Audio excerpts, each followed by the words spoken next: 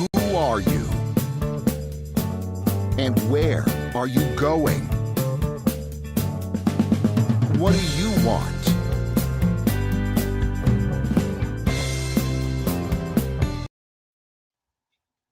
Hello and welcome to Trusts and Estates Weekly. I'm your host, Kevin Bemmel, and I'm here every Monday at 10 a.m. Pacific time to talk about estate planning and trust and probate administration, both from the standpoint of professionals like myself and my guest, Josh Yager, who I'll introduce in just a moment, and also for lay people who don't do this professionally, but they may find, hey, unfortunately, mom has passed away and I'm her executor or successor trustee. What should I be doing? How do I talk to the advisors in a more intelligent way? So I'm really pleased to introduce to you my friend Josh Yager. Josh hails from what I consider to be my hometown, Santa Barbara, California. It's where I went to school from third grade through high school. If you've never been to Santa Barbara, all the Santa Barbarians will be mad at me for saying this, but go. It's one of the most beautiful places in the world. It always has perfect weather. And, just having grown up there as a kid, I have to tell you, it was really an idyllic upbringing. But Josh is a estate planning and probate and trust attorney. And I'm not going to spend a lot of time introducing him. I'm going to let Josh tell you a little bit about himself, just so you get a flavor for his background.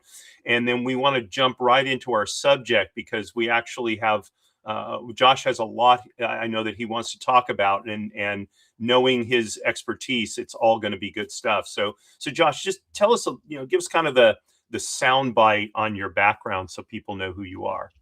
I'm a trust and estate attorney. So that means that I do three things like almost all trust and estates attorneys: draft new docs for the young family that just has a condo and a kid, and refresh documents that are old where mom and dad are in their 60s or 70s and the drafting attorney is retired or dead, and somebody needs to do a refresh. And then hold the hand of the successor trustee, which is usually the eldest daughter, to settle up mom and dad's estate when they're done. So those are kind of the three primary service offerings that almost every trust and estate attorney does. Some of us specialize in different niches. I'd say my niche is the mass market, where most of my colleagues focus their practice on pretty sophisticated planning. That's what we get trained in. That's what our mentors have taught us about. And so lots of cool, sophisticated things, because those clients are fun, frankly, and they pay more. And my practice is kind of the mass market, in and out burger for trust and estates planning for, the millionaire next door. So when potential clients come with a net worth above 10 million bucks, I say, look, you're probably better served by one of my colleagues that has a practice that's really designed for more sophisticated tax planning than I'm geared to do. Yeah. Now, here in California, pretty much anybody who owns a house is gonna, and if they have any other assets, they're gonna be pretty much a millionaire, right? So yeah, pretty much. It's a huge market here in California, right? Yeah, I mean, we've got 10 million baby boomers in California, and all of them are going to be dead in the next 25 years. So whether they have an estate plan or don't have an estate plan, there's going to be 10 million estates or trusts to settle, to go through that transfer process, either in front of a judge or over the kitchen table with the help of a CPA or attorney or professional fiduciary, right? So the need is massive. And my thesis is there's only 5,000 trust and estates attorneys in California. And most of us are focusing on the really big estates, because those are gooey and they're fun and they're high paying and they're complicated. And so what I've decided with my practice is I'm going to flip it and say, I'm going to focus on, let's say, the 8 million baby boomers that have less than 10 million bucks, and leave the rich baby boomers to my colleagues who there aren't even enough to do all of those. There's just, I mean, for every 2 trust and estates attorneys that are leaving practice because they're baby boomers, one is coming into the practice. So we got this collision of the best and brightest of my colleagues The best attorneys, the best paralegals, the best judges, the best probate referees, they're all leaving because they're 65 years old and they're Right. retiring. So there is a train wreck coming, and I'm trying to build my practice to be really lean and efficient. Do everything 100% remote, so we're serving clients all over California, and it's flipping burgers. It's in and Yeah. out burger for trust and estates practice. Yeah. Okay, but it's In-N-Out burgers, not McDonald's. So Yeah, in and out for sure. Come on, seriously. yeah, exactly. There's no comparison. Right, exactly. So, but before we started the show, you were talking about, the kind of this. I think it's a conceptual idea of, if you only had an hour to speak to, mom, a month or two before she passes, and there, you wanted to avoid the chaos that is attendant, the financial chaos attendant to, a parent passing away. What would you want to talk about, right? And so that's, I think, if the core of kind of your what you want to talk about today. So start peeling that for us so we can understand why this is important, why it's something that, like you said, there's 10 million baby boomers, but Gen X is not that far behind. So how many Right. Gen Xers are there, right? So there's got to Yeah. be another 5, 8, 10 million Yeah. Gen Xers as well, right? Yeah, they're all going to be the successor trustees. Mhm. They're the ones that are trying to figure out this mess after mom died. The genesis. But then just to interrupt you a minute, being the successor trustee, they're probably also the beneficiaries. And Yeah. so now they're getting all of this. What are they going to do with it? Are they going to, if it was a mess, are they going to keep it a mess, or are they going to do their? Yeah, for me, that's really that's the next conversation. Maybe that's another podcast that we do. Yeah. Okay, great. But this is more about me stubbing my toe, helping the eldest daughter do settlements, and saying, doggone it, why didn't anyone check ahead of time if the house was in the trust? We have a trust, but nobody bothered to pull a deed. Or why didn't we check ahead of time if the beneficiaries on the IRAs were updated? Because the beneficiary said dad is the primary beneficiary, but dad died first and there was no contingent named on that IRA. Or why didn't anyone ask about this timeshare that's going to be an absolute catastrophe to get through the administration? Why didn't we just ditch it? Why didn't we sell it to one of the kids for $1 a month before mom died? So there's all these things that I kept on stubbing my toe on in the post-death administration, whether it's a trust or a probate, and realizing, man, a lot of these complicated knots could have been untied if we only had a couple of hours with mom ahead of time. And it's pretty rare that mom dies in a surprise. It's usually like hey, look, mom's sick, we should have the trust reviewed. And like the most common scenario is we should have the trust reviewed. We pull it out. It last refreshed in 2007. And we call the guy that drafted that trust, and he's retired because he was dad's golfing buddy. And so I call those orphan trust docs or orphan settlements, where the person that once held the seat of trust to help with these things isn't there anymore because they were almost always a contemporary of the settlors. So then we do this frantic, well, who can review this trust? And the attorney say, no, I don't review other people's work product. I'll draft you a new one if you want. We can do a full restatement for $8,000. And then it's like, no, I don't think you understand. Mom's on hospice. Like, we got a boogie. Right. So we've got these orphan trusts, and what I also observed is when the eldest daughter or the family or the lady with the bad diagnosis is calling, she's thinking in the context, I need an attorney to read the words of the document, the four corners of the document, and identify for me what words should be refreshed. Sometimes they have their own preferences.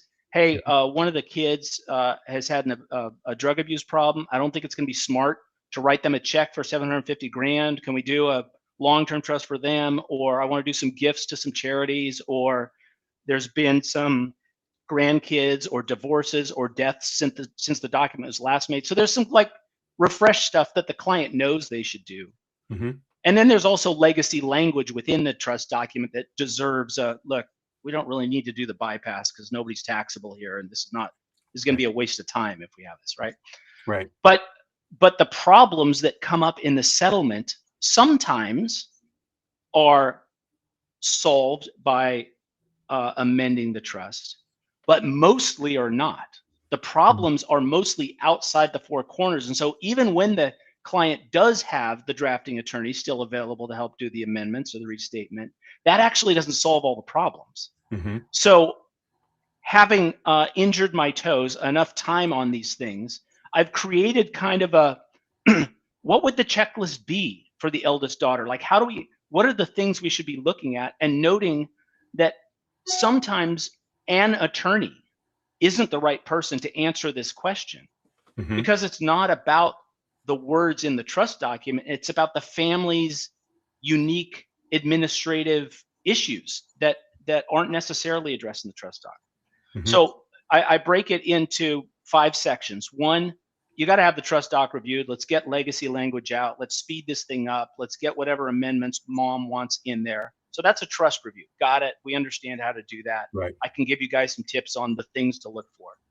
Second is, let's get a detailed balance sheet, because it is insane for the eldest daughter to try to be figuring out, well, what assets did mom have, and have her looking through the mail to try to figure out, where are these assets? Right. So a balance sheet, which then helps us also with vesting. Okay, largest value asset in mom's estate's the house.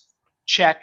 Where's a copy of the deed? Like, let's have a source of truth for every asset, because I don't believe mom's right when she says, oh yeah, the house is in the trust, and oh yeah, the beneficiaries are right on the IRAs. Oh yeah, I've got everything teed up on these things. I'm like, I want to see a piece of paper that proves to me that what you're saying is true. So balance sheet.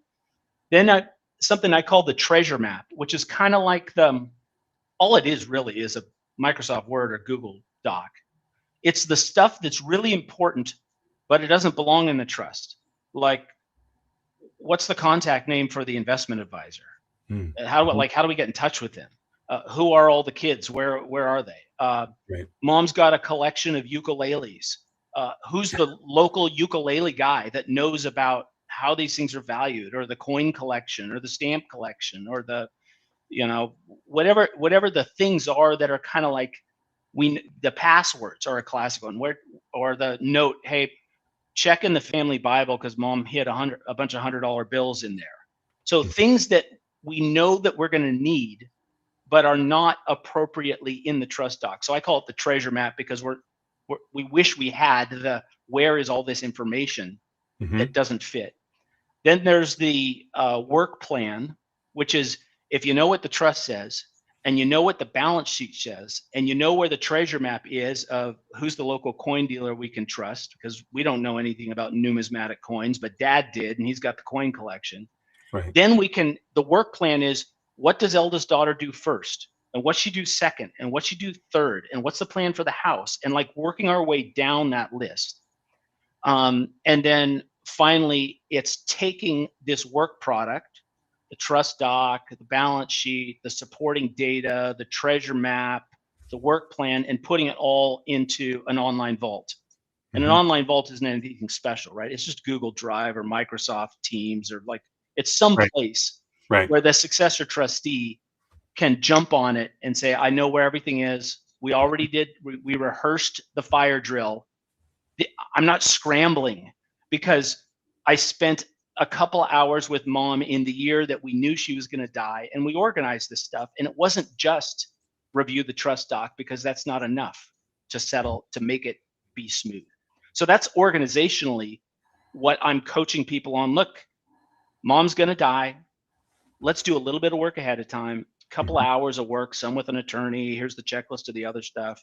Let's get it refreshed so that the settlement is streamlined, because everything's at our fingertips. We already know what to do, when to do, why we're doing it. Right. Right. So you mapped out the 5 steps. Do you want to take us through each one more in more detail now? Yeah. So the trust doc. This is my checklist of what I'm looking for when I'm reading a trust doc that somebody else wrote, and thinking, do we need to change this? And this first one, is it a mandatory funding of the bypass trust or not, really has to do with mom and dad are still alive, and the first to die is about to die. Mm-hmm. So in the old days, when the lifetime exemption amount was $1 million or 600 grand when I came into the business, bypass trust funding was a thou shalt do this. This is the right thing to do because the family's got more than $1.6 million in net worth. We need to take dad's half and put it in the bypass, and mom's the successor trustee on that, and mom's the beneficiary, and we need this because we want to avoid tax at mom's death. Right. But things have seriously changed, right? Mm-hmm. Like each has a $15 million exemption, and we have portability. So for the clients that I'm dealing with, the mass market with 10 million bucks or less, it's like you don't need a bypass. Right. Now I got to put a pin in that, right? Blended family, maybe. There's some fact patterns, but for the vast majority, it's like let's put a toggle on this and say the bypass may be funded instead of shall be funded. And then mom and the family and the CPA or the attorney can have the conversation of, well, if we fund it, this is what happens. Mom still has access to everything. We're going to have another tax return to file. We don't get a step up in basis at mom's death. Mom's healthy. Is it like 15 years from now, the kids are going to be locked into dad's basis when maybe it would be better to keep it in mom's basis. So we're going to have the toggle, the disclaimer language added. So it's the same format. It's just, look, we need a couple of sentences to say we're not going to mandatorily fund the bypass. So that's one, check for bypass. Second is when I'm reading the doc, I see Joe Smith is the successor trustee. And I'm like, is Joe Smith dad's brother or dad's CPA or dad's golfing? But is he a contemporary? Is he ready, willing, and able to jump on this thing and do a full court press administration? Or if he's from that generation, we might want to think about, let's drop at a generation and have it be one of the kids or somebody else that's younger at the law firm or CPA firm, whatever. Right. So checking is this successor trustee in this town ready, willing, and able? Have they ever done a trust settlement? I see a lot of times where mom and dad don't want to offend the boys. And so they say, okay, we're going to have all three boys as co-successor trustees. It's like, dude, they didn't get along when they were all living in the same room in the bunk bed. They're not going to get along. Just flip a coin and pick one. Right. And don't pretend that it's going to be easier with three of them. Just pick one. Right. And you can have language in there like if the middle brother is the right guy to do it because he's a CPA, then have the other two brothers. If CPA brother starts to do something crazy, then they can bounce him. And that's pretty simple. That's a pretty simple way to accommodate the concern of it's better to have one than three. And we have three because we don't want any of them to take advantage of the others. There may be some friction. All right, so give the other ones the power to bounce. Or have Switzerland. Switzerland's look, if you guys don't get along, a licensed professional fiduciary that's been in the business for 5 years, that's settled more than 20 trusts, that has E&O insurance, that has continuing ed requirement, they're a great candidate. Right. Like, if you guys can't figure this out, it's going to a professional fiduciary. So checking how many occupants of the office there are. Trustee comp is a problem. Almost all trust docs say successor trustee shall be paid a reasonable amount. Eldest daughter's got a job. She's a 5th grade teacher and she's got to settle the trust. And she's going to burn, pick a number, 40 to 100 hours over the next year, chasing bank accounts and deeds and BS for her brothers that don't appreciate her. And what is reasonable? Right. Let's not leave it as blank. Let's either say, successor trustee, you got to take one for the team and you don't get paid. All right, we're clear. Or successor trustee, you get 1%. Or successor trustee, you get $75 an hour. Like, let's say it so that there aren't fights about what reasonable is. I get hired probably once a month to write a comp study for a trustee because mom and dad didn't draft what reasonable means. And there's a family fight and we're arguing over a $50,000 trustee comp fee. And it's like, dude, this is ridiculous. If we had just written something in, it would have been better. Well, I think just to interject, one of the issues I see a lot in my practice, people know I'm a professional fiduciary, is I almost always am brought in when the heirs are fighting or the beneficiaries are fighting. And what I notice is most of these fights at their core don't have anything to do with the trust or the estate. It's from stuff from not Yeah, generation, but from years ago. Every slight that the yeah, beneficiaries ever, receive from each other, it's now going to get fought out in the context of the administration of this totally. Yeah, trust or probate, dad right? loved you more. It's about who Right. got the bike when they were 15, Right. right? Exactly. It's almost never real about a real issue. But the point is the trustee comp comes up with some frequency For because sure. nobody ever defined it. Mhm. I see this frequently. We had one, I don't know, maybe 9 months ago. Mom was dead. And so the specific gift to the church that they went to in Arizona 15 years ago, that they have no relationship anymore, tough. We got to fund it because it says give them 100 grand. And if anyone had checked the trust doc 1 month before mom died, mom could have write a line through it, put her initial. I don't want to give that to the church. I'm fine with the church, just not that one. Yeah. Great. So specific bequests. And the last one that comes up a lot is the kid that has some sort of substance abuse, and the family knows this is not going to be good for them to get a third of the net proceeds. We should put this in a trust and let an independent professional fiduciary sit on it and dole out the assets. It's not good for the eldest daughter to be the one doling out money to her Mhm. younger sister. Like, that's such an easy amendment. It's good for the Benny. Ultimately, the Benny will wish they got the check. But if mom knows this is going to do injury to my daughter that struggles with substance abuse, and I can't leave my other daughter as the trustee, like, this is an easy amendment. So those are Right. the things that when I'm reading the four corners of the document, I'm going in and in 10 minutes just asking the client, hey, any problems with this? What about that? And those can be resolved, and many hours of pain and hours of cost and family consternation can be avoided with pretty simple amendments, right? All of those things that I just went over, those literally are a couple of sentences of change to the existing. Fine, trust docs, good, fixed it. And the thing that I realized was that fixing those things doesn't mean that the administration is going to be smooth. It means that we've knocked out those issues, but Right. there are other issues that are outside the trust doc, and that's why I've developed this process Right. around it. Okay, let's take a quick break and we'll come back and pick it up with item number 2. Okay. When life brings unexpected changes, managing inherited property shouldn't add to your stress. Magnum Properties specializes in probate and trust real estate management.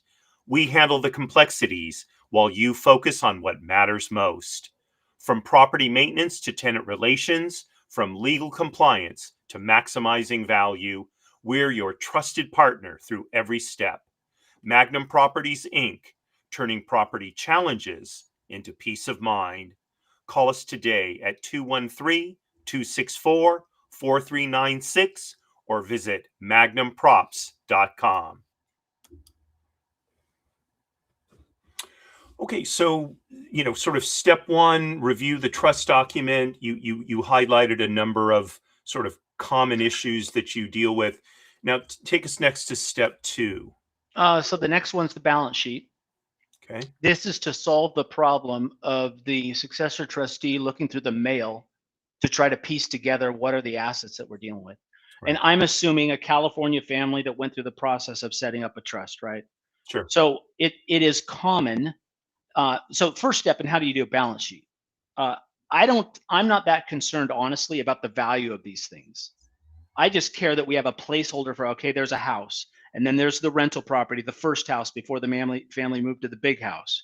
And Mhm. then there's a couple of IRAs, and then there is some collectible cars, and then there's like whatever the list of things is, right? Mhm. So I just ask mom and daughter on a Zoom call, start with the most expensive thing that you own, tell me about it, and move on to the next one. Mhm. So that gives us okay, at least we know what the assets are. Then we go to prove to me what the vesting of these assets are, because I am tired of trusting the little old lady to tell me that the successor beneficiary on the IRA is right, because she doesn't Right. remember. She doesn't remember if there's a TOD on the Wells Fargo account. Mm-hmm. So the second step is I want a source of truth. For every asset on the balance sheet, there's also there's a document that proves that this thing exists.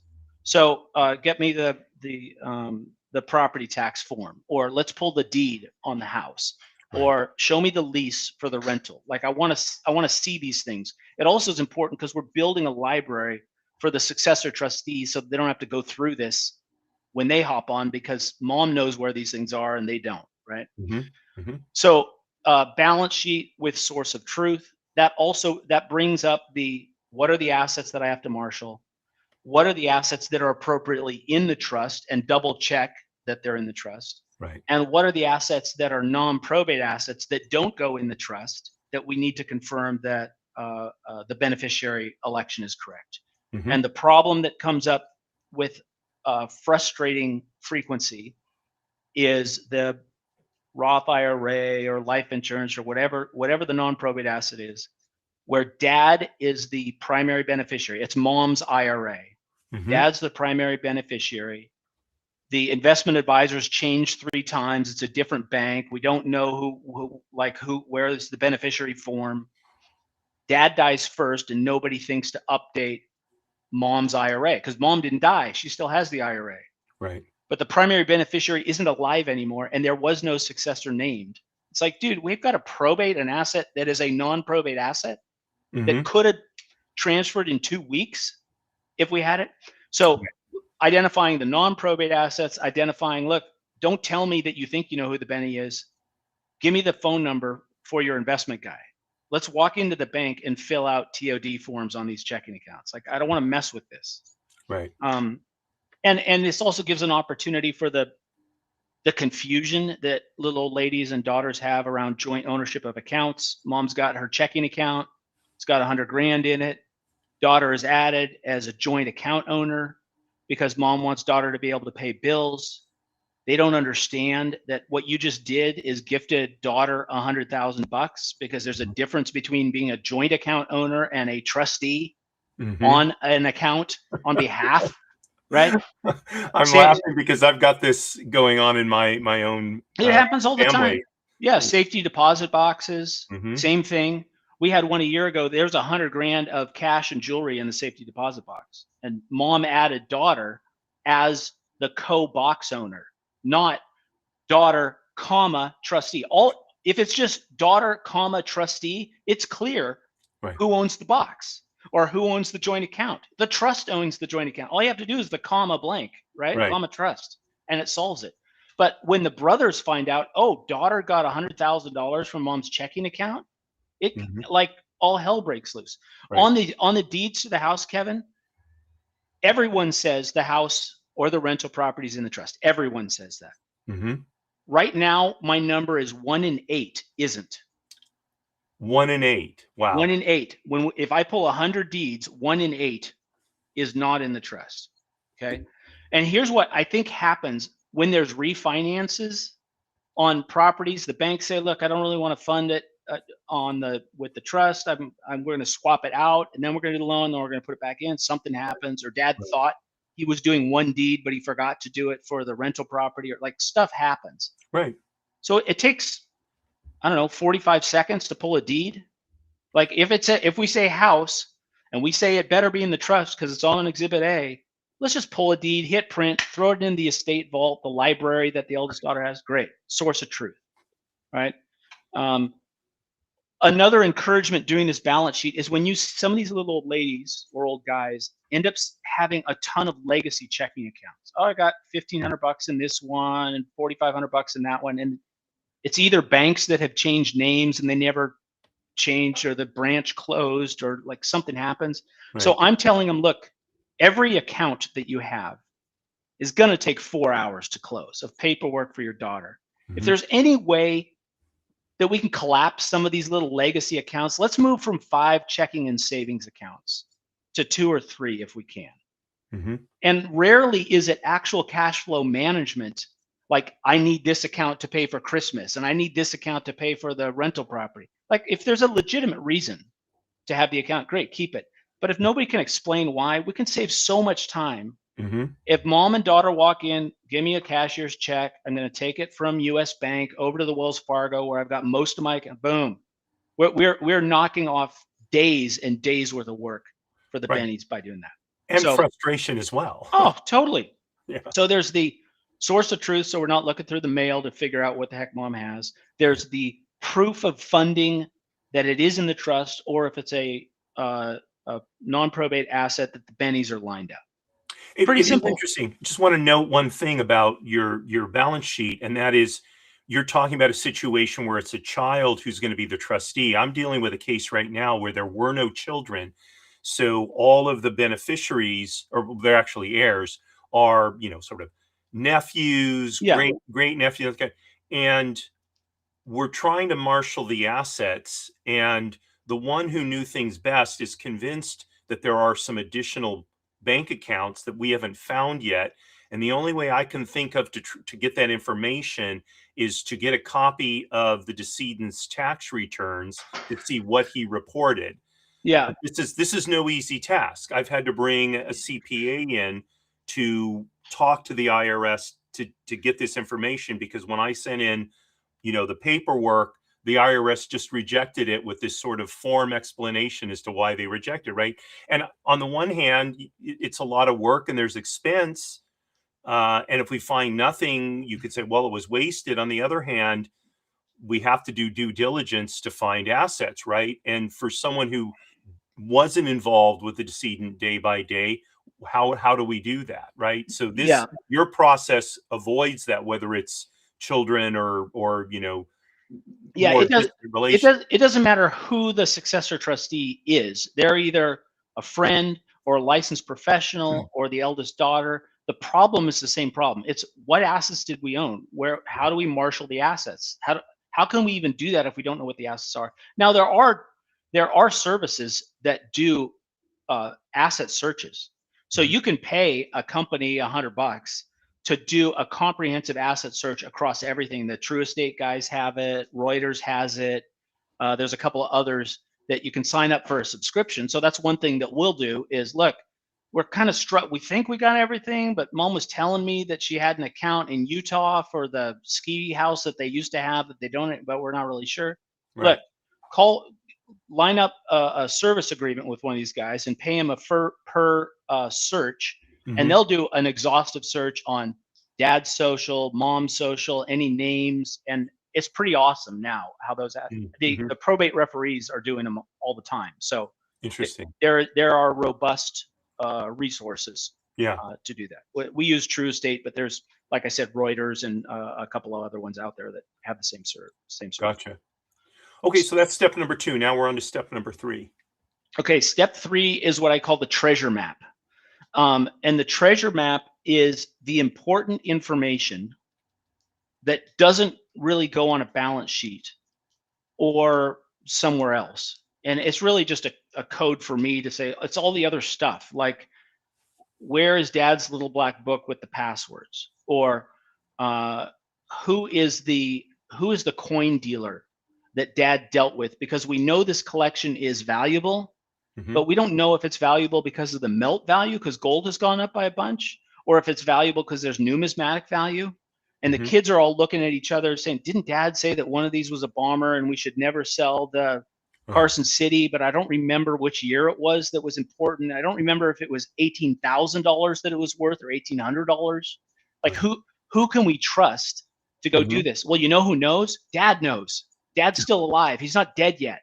Right. Like write down the name of the guy that dad trusts to help the kids settle this thing. We had the ukulele problem. One of the, I don't know about ukulele collections. There can't be a lot of them in California. I've got one sitting right there.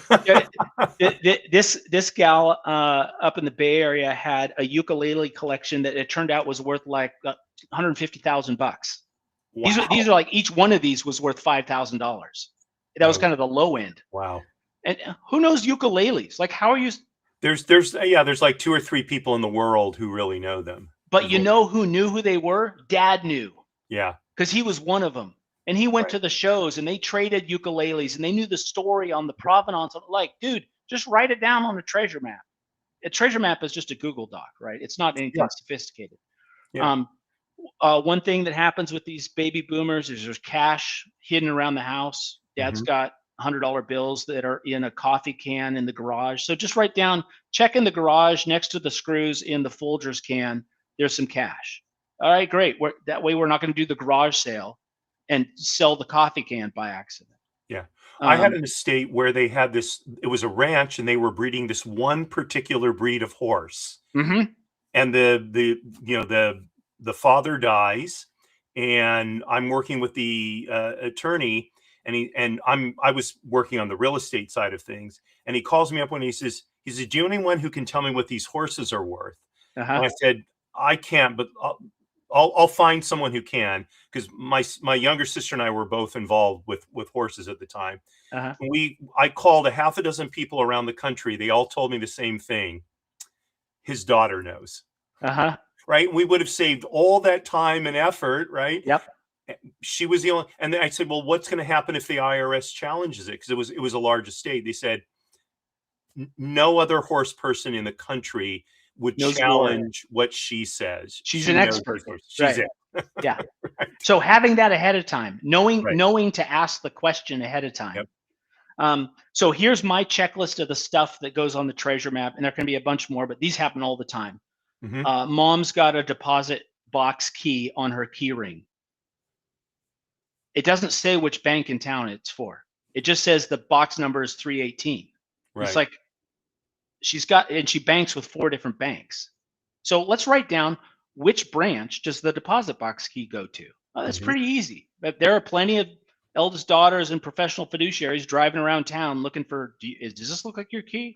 Right. Passwords, coin collections. Who's the local guy we can trust that's not going to rip us off when Mhm. we get him to appraise it, and then he slides in and I'll buy it from you for this. Can we trust him? Like dad knows.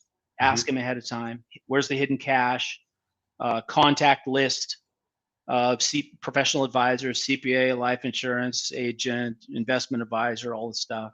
Mhm. Tax returns are great, right? Tax Absolutely. return, somebody that's been in the business can read those like an EKG and Mhm. extract things from them that we should have. That should be in the vault. Combinations to the safe. How many Mhm. cool safes have been broken because nobody knew the combination and we thought that there was gold in there, and we take a jackhammer to it and we wreck an awesome old safe because we didn't know what the combo was. List of credit cards or a credit report. Oh, mom, you still have a Nordstrom's card. That Nordstrom's closed a long time ago, but it's still on your credit Yeah. report. We should probably think about having that on the list. Grandma's ring. Where is it? Who gets it? So those Mhm. kind of stuff that is like predictably going to be a problem to track down information on. Mhm. Let's anticipate that and write it down on a Google sheet so that the successor trustee has a faster treasure map to get to the answer. Mhm. Okay. Very good. Okay. What's item number 4 then? That was It's number the 3. Number yeah, it's the risk assessment. So there are some things that are going to be a problem if these exist in the family. And I'll Mhm. give you that the house is the most often asked one. So if we ask this question, are any of the kids living in the house with mom? They've been a care provider. All you have to do is ask that question, and you and Yep. I know what that means. Oh crap! Mhm. We probably have a son, probably the third son, who hasn't had a job in a long time, that has Mhm. been providing care for mom while she buys the groceries. And what do you think the likelihood is that he's going to be really cooperative with our desire to sell the house? Probably not. So let's just ask the question, do any of the kids live in the house with you? And if the answer is yes, all right, that's a risk. Here Mhm. are some things that we can do ahead of time. We can write down what mom wants. Mhm. Mom wants Junior to be able to stay in the house for a year.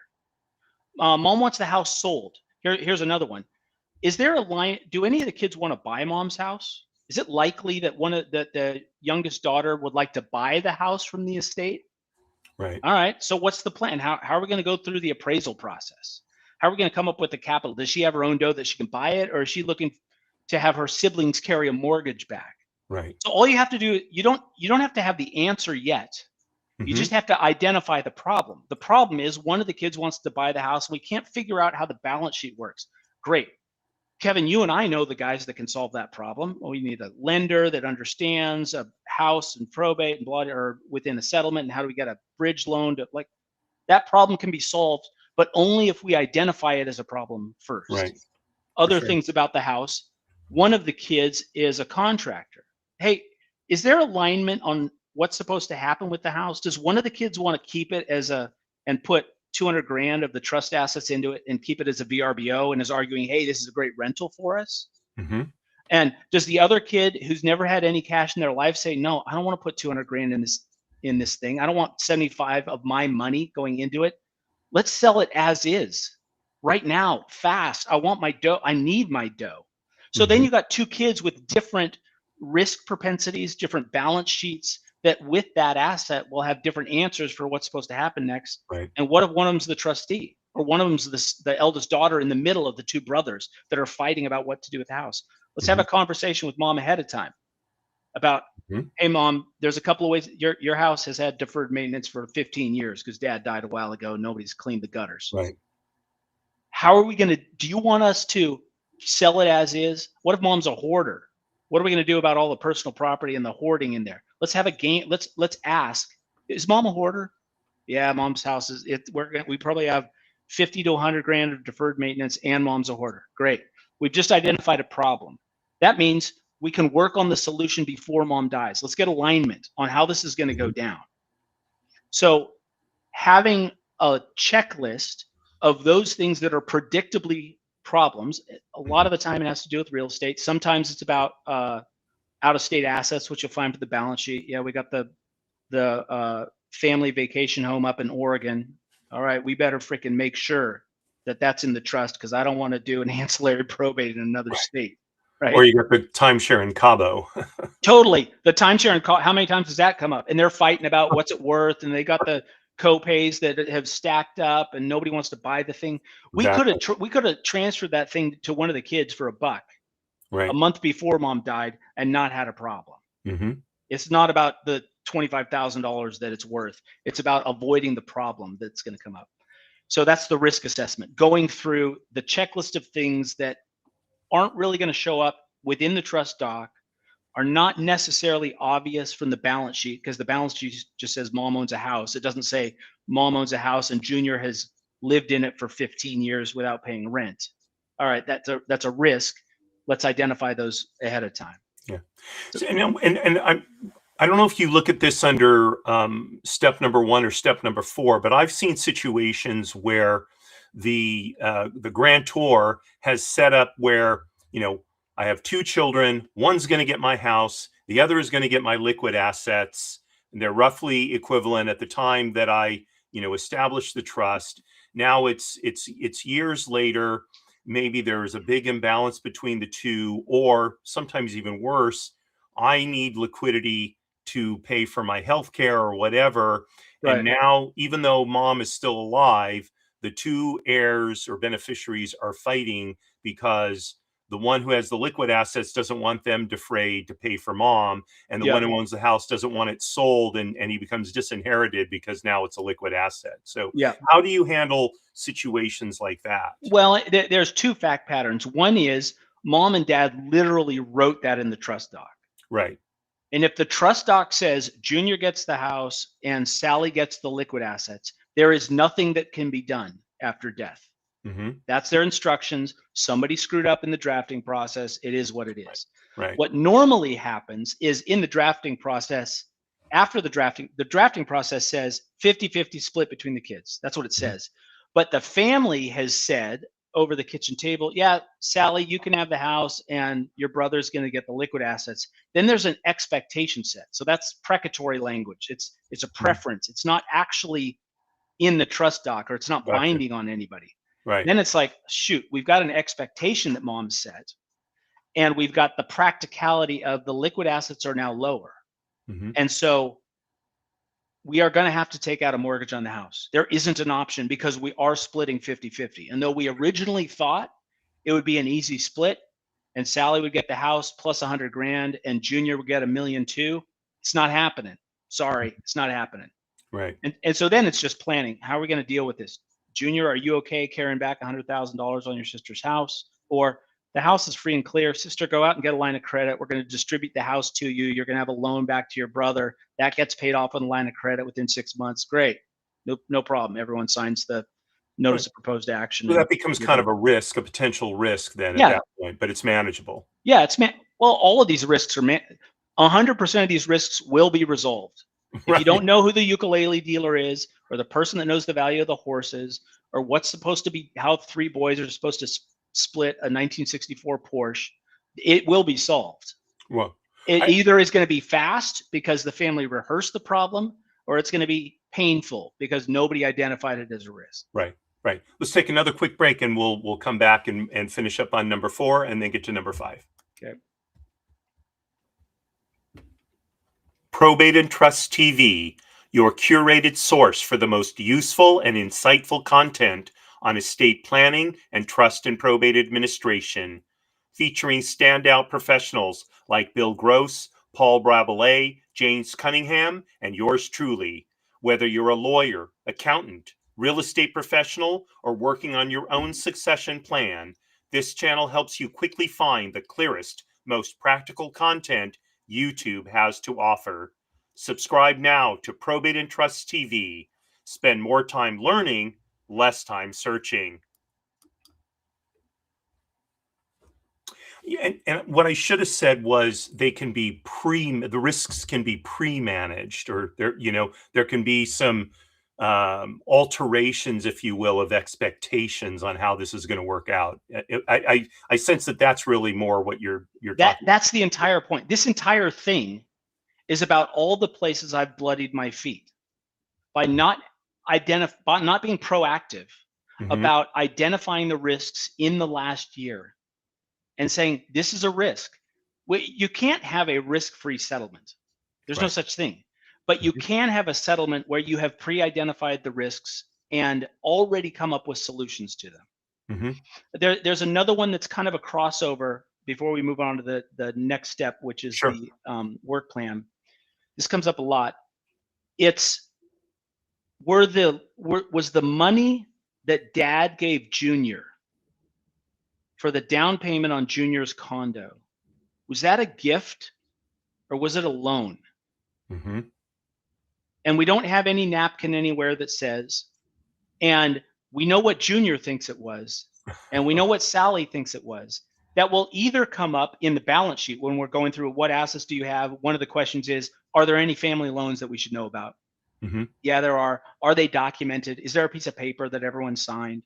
Oh, there isn't. All right, that goes into the risk bucket. Let's get that drafted up. It's like a 1-pager. It's not a big deal. Just everyone signs. Everyone acknowledges it. Or no, it was a gift. Because we know that with 2 kids, for sure, one of them have gotten some financial support greater than the other. It's just that that's true in my family right now. And my kids are young. And so how does this family want to deal with it?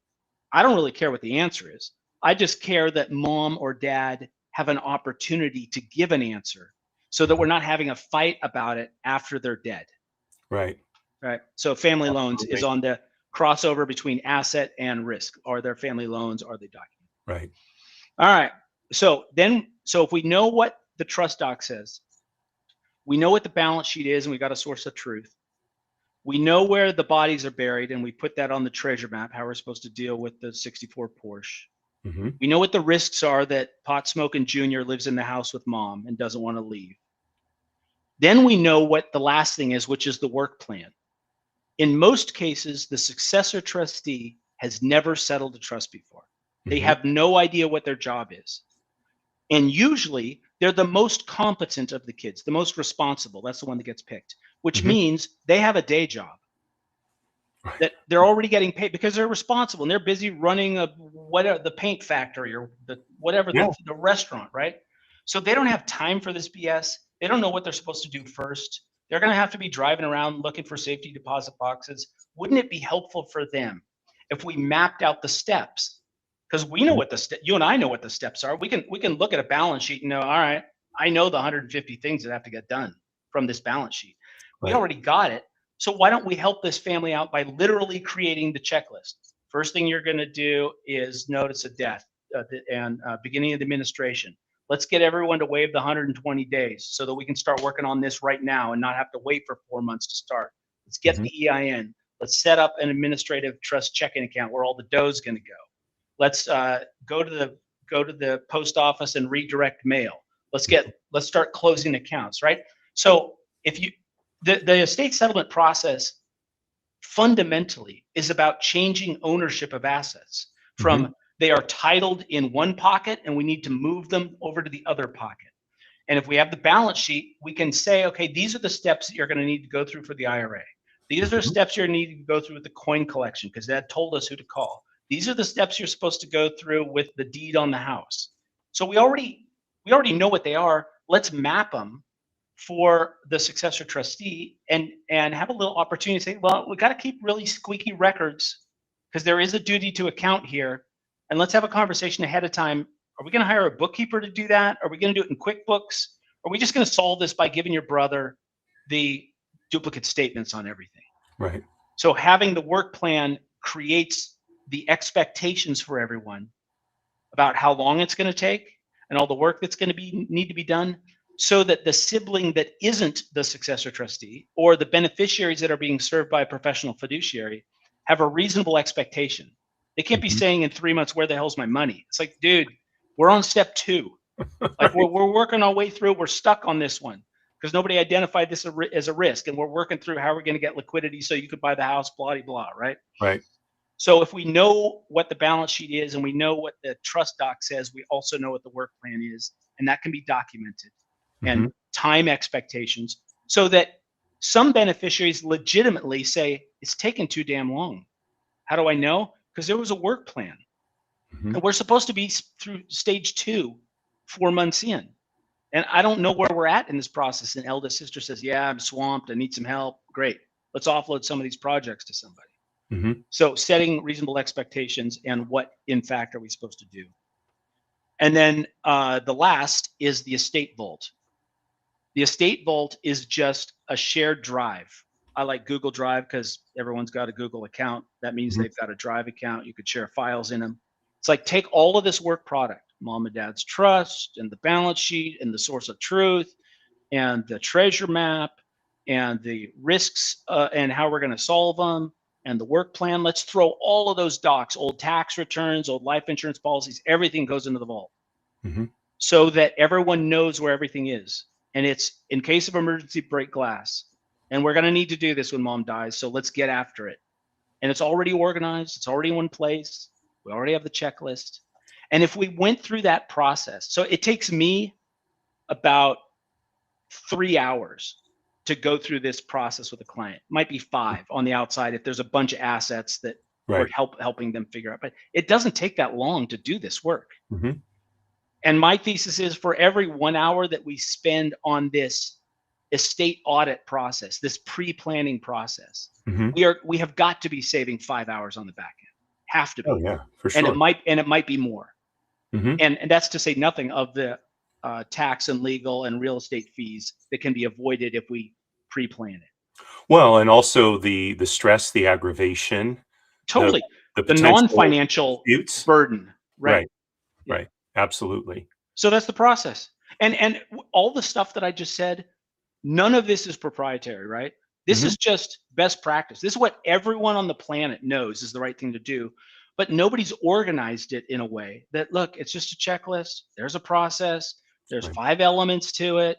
Every family that's got more than $1 million has to go, doesn't have to, is advised to go through this process. It's not that hard to do if you have the checklist. Right. This is actually a great gift for mom. I've had these awesome meetings where we know mom's not going to make it to next Christmas. And the relief she has when she hears this isn't going to be a burden on your daughter. We've already rehearsed it. We've done the fire drill. We know how this is going to go down. It's such a cool gift to tell them it's going to be okay. You focus on the dying process and you focus on your family at this time. Don't stress out about these stupid things because we already buttoned up all the loose ends. Right. Yeah, I mean, I know as someone who does this professionally, I have my list that I go through. And, my list also includes several non-financial tasks like, canceling driver's license, canceling passport, canceling voter registration, right? All of those are part of my, work plan, right? Mhm. Because for the proper administration of an estate. But without that list, even a professional like me, I'm going to get lost because there's so many details. Yeah. Something's going to get left out. I can't rely on my head to did I, on the estate of, blah blah. Oh, did I, do this thing? I don't know. So I have Yeah. it, I have it all on a list. It's really for something as task intensive as an administration, whether it's a probate or trust. That's what's required, I think, professional or layperson. Yeah, there's got to be a workflow. I've got a little side riff I want to do for your community, the licensed professional fiduciaries. Sure, absolutely. So you guys get written in all the time as successor trustee, but there's no work to do yet. You're waiting for the old gal to die.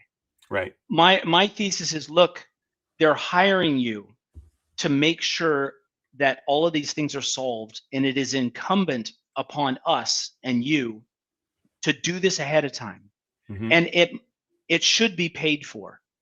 You should tell the family, look, you're hiring a pro, and for me to do this right, you got to pay me $500 to do this work ahead of time. Or we're going to do an annual review, and I'm going to charge you $250 each time we do this, and I'm going to start collecting these things. It depends obviously on how much time you have before. Right. But if you have notice, don't be shy about saying, look, in order to get a pro outcome, you got to write me a check. And I found a lot of professional fiduciaries are hesitant to say there is planning that must be, in order for me to take the baton and run and do it in the best practice for these bennies, it is a condition for you writing my name in here that you pay me to do some of this work ahead of time. Because that's the only way I can keep my promise to your kids that it's going to be done right, or the charities that you care about. Yeah. That's actually a great idea. So I'm seeing some of that in my own practice. And, typically I'm relying on, because most of my business comes through attorneys, right? So I'm relying on them to essentially make sure that the estate plan is, properly drawn up. But indeed, sometimes they're only focused on this one part. They right? are. I am those attorneys. We are only focused on the four corners of the document and are never going to ask the question, are there any ukuleles? Or does pot smoke and Junior live with mom? We are never going to ask those questions because we have too much work. We're booked out a month from now. Right. And so whoever the successor trustee is, that's the place that value can be added. For those who are watching this that are in the investment advisory space, the people that are managing the money for grandma, there's value to be added by asking these questions ahead of time, because you are going to serve the successor trustee who you want to keep as a client after mom dies by anticipating these problems and adding value ahead of time. So whether it's charged for or not, I think it's on all of us with this train wreck coming of 10 million settlements that are going to happen in the next 25 years to get ahead of shrinking the time to do the settlements by doing 1 hour of work ahead of time to save us 10 hours of work after, because the resources are not going to be there 15 years from now as our colleagues are retiring and dying. Right. At even $1 million average on these 10 million settlements, we're talking what, $10 trillion or something like that? Did I do the math right? Yeah. I mean, we're talking about a massive transfer of wealth. So that's California. It's 100 trillion nationally. It's 10 to 20 trillion in California is the estimate. It depends on what your assumptions of inflation are between now and when people pass. But it's massive amount of money, and there aren't enough service providers, and there are not enough licensed professional fiduciaries. There's not enough attorneys that do settlements. Like probably 70% of my colleagues, their practice is drafting documents. They're architects that draw blueprints. They don't build houses. They're like, look, I drafted the document. I don't get my hands dirty with the settlement. That's on the successor trustee. Well, and what's interesting is with the rise of large language models and such, the drafting of the documents can be done so much more efficiently. It seems to me that while there is an overabundance of business, but Where a lawyer or a fiduciary like me really adds value is in the more sort of human component of all of this, right? Dealing with all of these issues. There's no AI that's going to deal with that issue. Maybe when they finally get humanoid robots, up to speed, which I've been hearing about in the business press, but until you got C3PO, doing your going to the bank, planning relations, right? to find It's which gonna have safety to be a deposit live box, person. right? Yeah. The post-death administration is where the hard work is. The building of the house is the hard work. Drafting the blueprint is fairly easy from an hours and labor standpoint. Right. And 70% of my colleagues, their practice is drafting, because that's where the demand is now, right? That's what the baby boomers are asking for. That's why there's a proliferation of DIY solutions with Trust and Wills and Estate Guru and Wealth.com and Vanilla and all of them, right? Because there's a problem. There aren't enough attorneys to draft the documents. Mm-hmm. It's 10x that problem. There aren't enough attorneys to settle the estates. There aren't enough professional fiduciaries. So I'm really encouraged by the efficiency that large language models can bring to the settlement process. Mm-hmm. Like we're building bots here at Anados so that each one of these little things can happen real quick. Like day one, we don't need to work on one project. We can work on 10 projects because we know what all the projects are because there's a work plan. You don't have to do it linearly. Month one, you get the EIN. Month two, you set up no, let's work on 5 projects. Let's go. Each of these is a checklist. And those tools, the AI tools, help do that. I don't think that AI is ever going to replace you or me.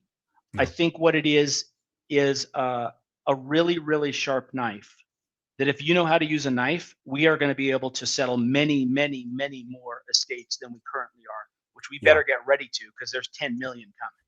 Yeah, for sure. Well, Josh, we actually we're a little bit over time, and but I really appreciate all of that you shared. This is just a tremendous amount of information and extremely valuable. So sure, love doing it. Thank you enough for coming on the show. Happy to do it.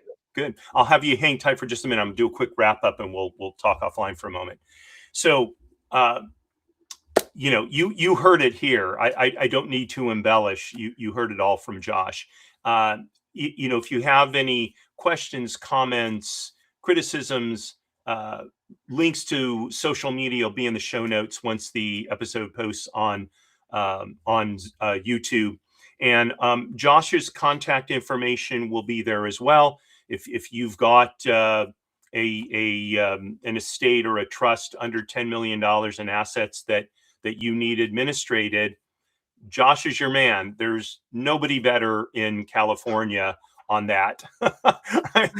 This is me. I always give the shameless plug, so so you don't have to. But in all honesty, I've known Josh now for several years. He's just he is intensely focused on the part of trust and estate administration that he's been talking about. He thinks about it a lot. He works on it, and that's the kind of intense focus I think we all want when we're working with a professional. So I unqualifiedly recommend Josh to you. So that wraps up the show for today. Tomorrow at 10 a.m. Pacific time is my show, Business Lessons from the Military, which I can see a book on Grant over your shoulder. Josh was a guest on that show, I think a couple of years ago now. We had a great time talking about the Battle of Vicksburg, if you recall. And then on Wednesday at 10 a.m. Pacific time is my show, People Making Money. And then every other Thursday, check in to Jiggers's place at 5 p.m. Pacific time. We'll have a cocktail and a schmooze and talk about all the things unrelated to business and finances.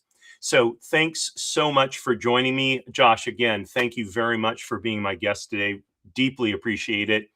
And signing off as I always do, Marie, darling, you are my belle. Courage at all times, my friends.